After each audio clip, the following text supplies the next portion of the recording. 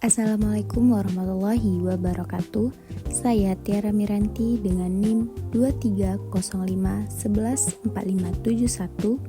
Kali ini akan membahas tentang landasan sistem penjaminan mutu. Di mana dalam penjelasan ini saya akan menjelaskan tentang apa itu sistem penjaminan mutu, apa saja ciri-cirinya, kemudian landasan filosofis, landasan yuridis, dan landasan sosiologis dari sistem penjaminan mutu, serta bagaimana keterkaitan landasan sistem penjaminan mutu dengan pendidikan masyarakat. Serta yang terakhir, saya akan menyimpulkan dari pembahasan ini. Kita masuki ke pembahasan pertama, yakni tentang pengertian sistem penjaminan mutu. Sistem penjaminan mutu adalah suatu sistem yang digunakan untuk memastikan bahwa proses pendidikan berjalan sesuai dengan standar yang telah ditetapkan. Sistem ini tidak hanya melihat hasil akhir, tetapi juga memperhatikan seluruh proses pendidikan, mulai dari perencanaan, pelaksanaan, evaluasi, sampai dengan perbaikan program. Tujuan utama dari sistem penjaminan mutu ini ialah agar program pendidikan tetap berkualitas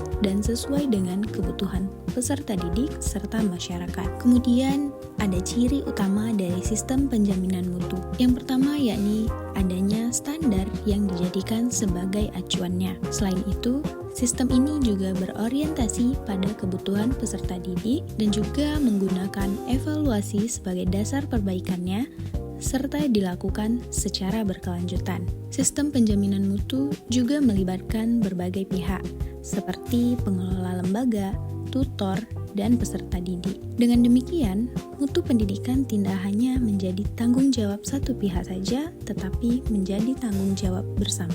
Contoh dari penerapan sistem penjaminan mutu dalam pendidikan masyarakat bisa kita lihat pada program pelatihan menjahit di PKBM untuk ibu-ibu rumah tangga. Sebelum program tersebut dilaksanakan, pengelola tentunya terlebih dahulu melakukan analisis kebutuhan masyarakat dengan melihat apa kebutuhan yang diperlukan oleh masyarakat sekitar. Setelah itu, kurikulum harus disusun sesuai dengan kebutuhan tersebut agar hasilnya nanti bisa lebih bermanfaat bagi mereka. Kemudian, pada tahap pelaksanaannya, pembelajaran dilakukan dengan metode praktik langsung. Karena untuk ibu-ibu rumah tangga, metode yang paling tepat digunakan adalah dengan praktik langsung agar mereka lebih mudah memahami dan bisa langsung mempraktekannya. Dan selanjutnya dilakukan evaluasi terhadap hasil keterampilan peserta, yang mana jika ditemukan kekurangan, maka program harus diperbaiki. Nah, dari contoh tersebut menunjukkan bahwa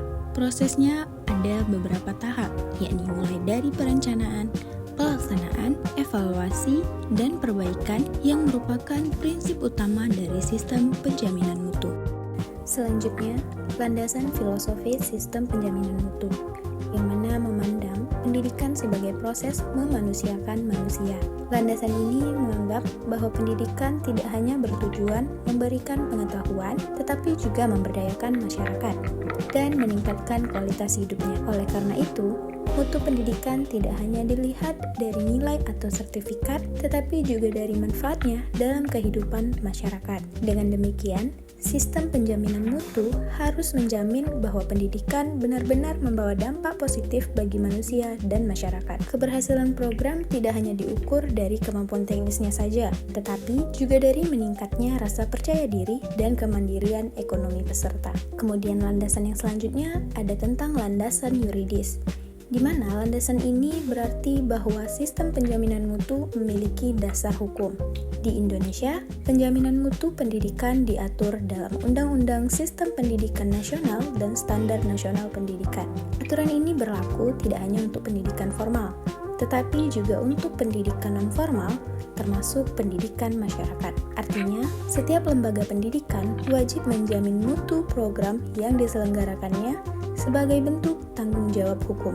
Selanjutnya, landasan sosiologis, di mana landasan ini menekankan bahwa pendidikan tidak dapat dipisahkan dari kondisi sosial masyarakat. Program pendidikan harus disesuaikan dengan latar belakang sosial, budaya, dan ekonomi peserta didiknya, yang mana mutu pendidikan diukur dari sejauh mana program tersebut relevan dan bermanfaat bagi masyarakat. Oleh karena itu, sistem penjaminan mutu harus memastikan bahwa program pendidikan sesuai dengan kebutuhan masyarakatnya. Kemudian, kita akan membahas tentang keterkaitan dari sistem penjaminan mutu dengan pendidikan masyarakat. Sistem penjaminan mutu memiliki hubungan yang sangat erat dengan pendidikan masyarakat. Pendidikan masyarakat memerlukan perencanaan, pelaksanaan, dan evaluasi yang jelas agar program berjalan secara efektif. Dan tanpa adanya sistem penjaminan mutu, maka program pendidikan masyarakat beresiko tidak terarah dan sulit diukur keberhasilannya. Oleh karena itu, sistem penjaminan mutu berfungsi sebagai alat pengendali dan pengembang kualitas program pendidikan masyarakat.